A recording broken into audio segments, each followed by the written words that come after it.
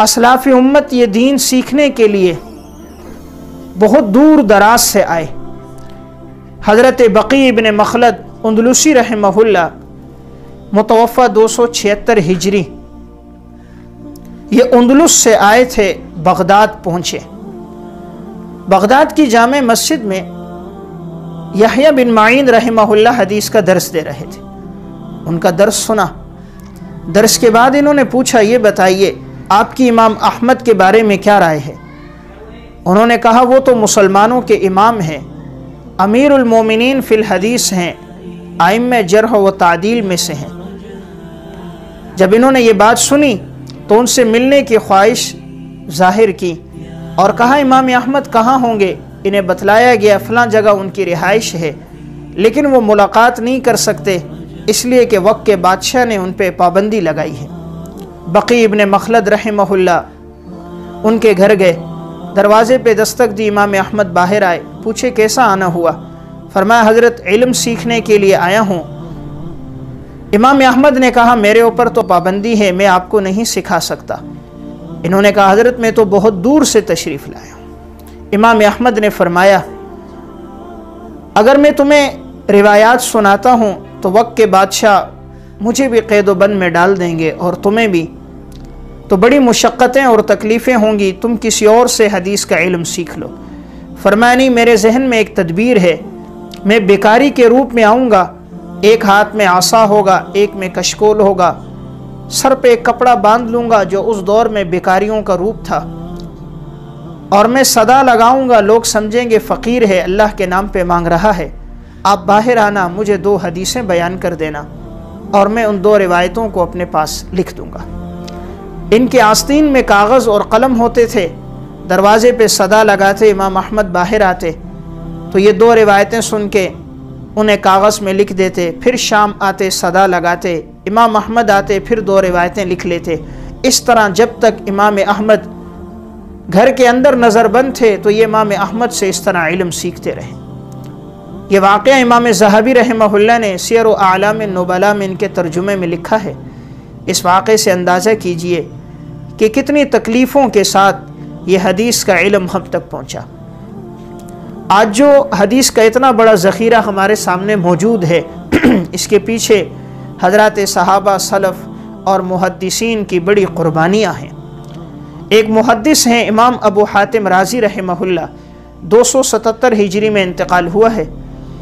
ان کے تفصیلی حالات اور واقعات ان کے صاحبزادے عبد الرحمن بن ابی حاتم نے الجرح والتعدیل کے مقدمے میں ذکر کیے ہیں۔ اس میں یہ واقعہ بھی ذکر کیا کہ امام ابو حاتم کہتے ہیں علم حدیث کے لیے میں 1000 فرسخ پیدل چلا ہوں۔ 1 فرسخ آج کے دور میں 3 میل بنتا ہے، 1000 فرسخ موجودہ دور میں 3000 میل بنتے ہیں۔ علم حدیث کی خاطر اس محدث نے 3000 میل پیدل سفر طے کی۔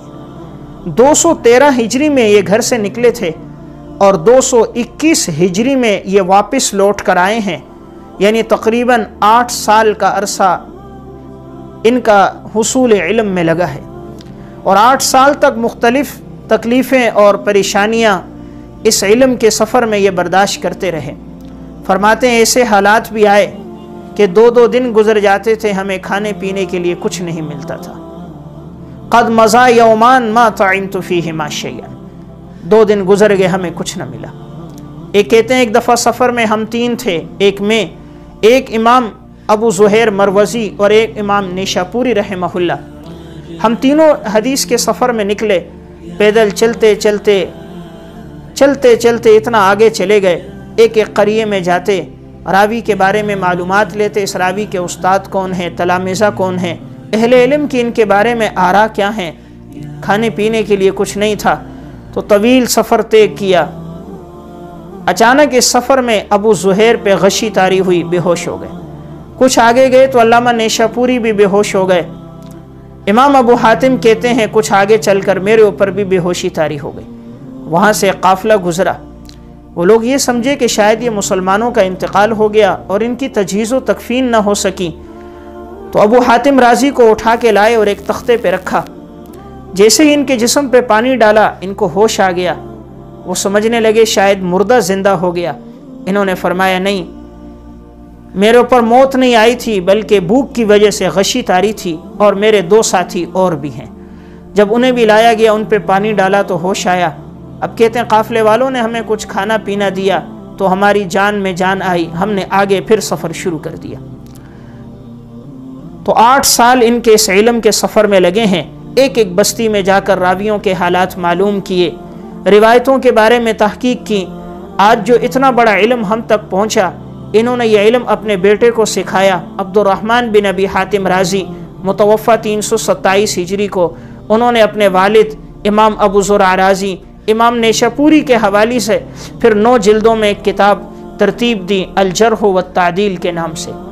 یہ ابتدائی ماخذ میں سے ہے جس میں روات کے بارے میں تفصیلی حالات ہیں۔ تو اس واقعے سے اندازہ کیجئے کہ محدثین نے کتنی قربانیاں حدیث کے لیے دی ہیں۔ امام حجاج بن شاعر ثقفی رحمہ اللہ، ان کا واقعہ امام ذہبی نے تذکرۃ الحفاظ میں نقل کیا ہے۔ جب یہ حصول علم کے لیے جا رہے تھے تو ان کی والدہ نے ان کو 100 روٹیاں پکا کر دی، کہا بیٹا سفر میں یہ روٹیاں ساتھ رکھنا، جہاں بھوک لگے تو روزانہ ایک ایک روٹی اس میں سے کھا لینا۔ امام حجاج بن شاعر علم حدیث کے سفر کے لیے نکل گئے، دن بھر حدیثیں سنتے اور شام آ کر اسے لکھتے تھے، اور اپنے چمڑے کے تھیلے سے ایک روٹی نکال کر اسے پیالے میں ڈالتے۔ جب روٹی نرم ہو جاتی تو اوپر سے پانی پیتے، پورے دن کی یہ ان کی ایک خوراک ہوتی تھی۔ اس طرح 100 دن تک یہ علم حاصل کرتے رہے۔ اب جب 100واں دن آیا تو ان کے پاس وہ آخری روٹی بچی تھی، اور وہ کھائی تو پھر ان کو استاد کا در چھوڑنا پڑا۔ اب جو روٹی انہوں نے 100 دن کے بعد کھائی ہوگی، اندازہ کیجئے وہ تو 3 مہینے پرانی بھاسی روٹی ہوگی۔ آج تو رات کی روٹی انسان صبح نہیں کھا پاتا، تھوڑی دیر پہلے اگر روٹی پکی تو یہ ٹھنڈی ہو گئی، کھائی نہیں جاتی۔ لیکن اندازہ کیجئے اس امت کے محدثین کا، جنہوں نے 3 مہینے قبل جو روٹی پکی تھی، اور سالن بھی کیا، دریائے دجلہ کا پانی اس میں ڈال کے نرم کر کے انہوں نے اس روٹی کو کھایا، اور حدیثوں کو سیکھا اور لکھا، اور آنے والی امت تک اس علم کو پہنچایا۔ یہ وہ لوگ تھے جنہیں کھانے پینے کی فکر نہیں تھی۔ انہیں اگر فکر تھی تو آپ صلی اللہ علیہ وسلم کے ارشادات کے سیکھنے، لکھنے اور پڑھنے کی، یہاں تک کہ یہ چاہتے تھے کہ ہمارا وقت کھانے میں بھی صرف نہ ہو۔ امام بخاری اور مسلم کے استاد ہیں امام عبید بن عیش رحمہ اللہ، ان کا واقعہ امام ذہبی نے تذکرۃ الحفاظ میں ذکر کیا ہے۔ یہ فرماتے ہیں اقمت 30 سنة ما اکلت بیدی وکانت اختی تلقمنی وانا اکتب۔ 30 سال میں نے اس طرح گزارے ہیں کہ میں نے اپنے ہاتھ سے کھانا نہیں کھایا، میری ہمشیرہ لقمہ بنا بنا کے میرے منہ میں ڈالتی تھی، اور میں اس دوران لکھا کرتا تھا۔ یعنی 30 سال تک ان کے پاس کھانے کے لیے وقت نہیں تھا۔ یہ چاہتے تھے کہ یہ وقت بھی علم حدیث کی نشر و اشاعت میں لگے، تو مہربان ہمشیرہ لقمہ بنا کے منہ میں ڈال دیتی تھی، جب وہ ہوتی تو اس طرح کھا لیتے، نہ ہوتی تو فاقہ کرتے۔ تو یہ دین جو پہنچا بڑی قربانیوں سے پہنچا۔ حضرات محدثین نے اس کے لیے بڑی قربانیاں دی ہیں۔ ایک محدث ہیں محمد بن عبد الواحد اصبہانی رحمہ اللہ، متوفہ 516 ہجری ہے۔ ان کا واقعہ امام ذہبی نے تذکرۃ الحفاظ میں ذکر کیا ہے۔ انہوں نے بتلایا کہ میں نے اس علم کی خاطر 120 سے زائد شہروں کا سفر کیا۔ ہرات گئے، بلخ گئے، سمرقند گئے، کرمان گئے، جرجان گئے، کوفہ گئے، بصرہ گئے، نیسابور گئے، مدینہ گئے، مکہ گئے۔ 120 شہروں کے نام انہوں نے بتلائے ہیں۔ یعنی آج ان شہروں کے نام انسان گن گن کے تھک جاتا ہے، لیکن یہ وہ مرد قلندر مجاہد تھے جو ان شہروں کا سفر کرتے بھی نہ تھکے۔ 120 سے زائد شہروں کے سفر اس محدث نے کیے، اور اس طرح حدیث کے ذخیرے کو امت تک پہنچایا۔ یہ وہ لوگ تھے جن کے پاس اتنی گنجائش نہیں ہوتی تھی کہ یہ لوگ اپنی سواری خرید سکیں، سواری کا کرایہ دے سکیں، تو پیدل ہی سفر طے کرتے تھے۔ ایک محدث ہے امام محمد بن طاہر رحمہ اللہ، 507 ہجری میں ان کا انتقال ہوا ہے۔ امام ذہبی نے تذکرۃ الحفاظ میں ان کا واقعہ ذکر کیا۔ فرمایا علم حدیث کے لیے میں پیدل چلتا تھا، پیدل چلنے کی وجہ سے میری حالت یہ ہو گئی تھی، جب میں پیشاب کرتا تھا تو اس میں خون آتا تھا، جب میں پیشاب کے لیے بیٹھتا تو میرے پیشاب میں خون آتا تھا، اتنا میں حدیث کے علم کے لیے پیدل چلا۔ تو حضرات محدثین نے بڑی قربانیاں دی کہ آج جو امت تک یہ علم پہنچا اس کے پیچھے اسلاف کی قربانیاں ہیں. لیکن آج ہمارے پاس وقت نہیں ہے کہ ہم 5 منٹ 10 منٹ نکال کر آپ صلی اللہ علیہ وسلم کے ارشادات کو پڑھ سکیں. امت کے پاس آج اتنا وقت نہیں کہ وہ حضور کے ارشادات کو سیکھ سکے. اگر کہیں درس حدیث کا حلقہ لگتا بھی ہے تو مختلف مجبوریاں پریشانیاں ظاہر کر دی جاتی ہیں اور مختلف آزار بتلائے جاتے ہیں. لیکن اس امت کے اندر ایسے لوگ بھی آئے کہ جنہوں نے مختلف اسفار کر کے حدیث کے ذخیرے کو ہم تک پہنچایا. سنن ابی داؤد میں روایت ہے، حضرت کثیر بن قیس رحمہ اللہ کہتے ہیں میں دمشق کی جامع مسجد میں حضرت ابو الدرداء رضی اللہ تعالیٰ عنہ کے پاس بیٹھا تھا. اتنے میں ایک شخص آیا ان سے حدیث سیکھنے کے لیے.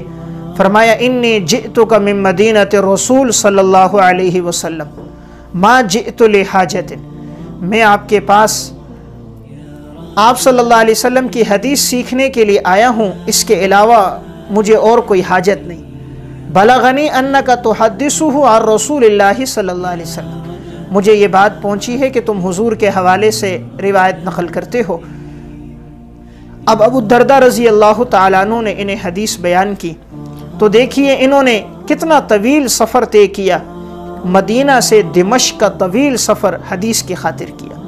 تو حضرات محدثین نے بڑی تکلیفیں برداشت کی.